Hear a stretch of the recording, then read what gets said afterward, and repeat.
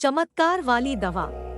एक गांव में एक छोटा बच्चा रहता था। उसकी उम्र 8 साल थी। वह बच्चा अपने माता पिता के साथ रह रहा था। तभी उसके माता पिता ने उसको एक खुशखबरी दी कि बेटा, तुम्हारे बीच में छोटा सा बेबी आने वाला है।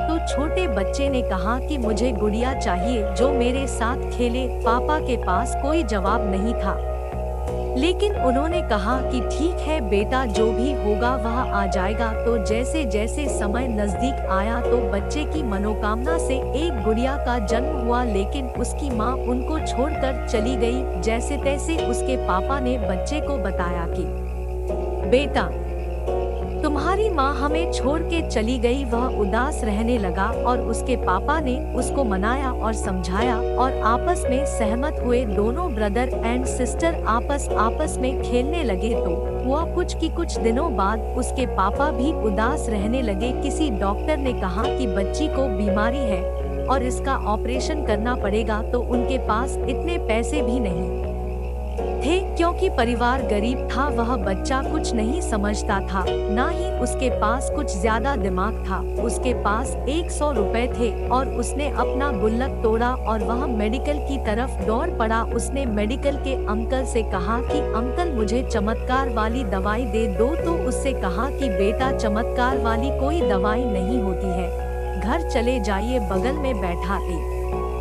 आदमी सुन रहा था, तो उसने कहा कि ठीक है, यह बच्चा कह रहा है तो इसकी बात सुनते हैं और एक बार चलते हैं। रास्ते में बच्चे ने कह दिया था कि चमत्कार वाली दवाई इसलिए उसको चाहिए क्योंकि उसके पापा कहते हैं कि अगर तुम्हारी बहन को कोई बचा सकता है तो फिर वह चमत्कार बचा सकता है।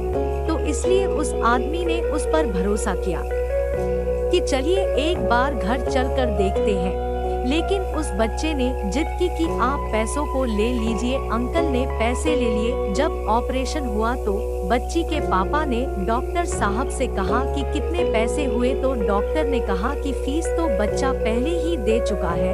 तो दोस्तों, यह कहानी सिखाती है कि आपको जिंदगी में अगर आपको भरोसा है, आप चाहते हो कि कोई चमत्कार आपकी मदद कर सकता है, तो भरोसा रखिए दोस्त, भरोसा रखिए। विश्वास पर दुनिया टिकी हुई है।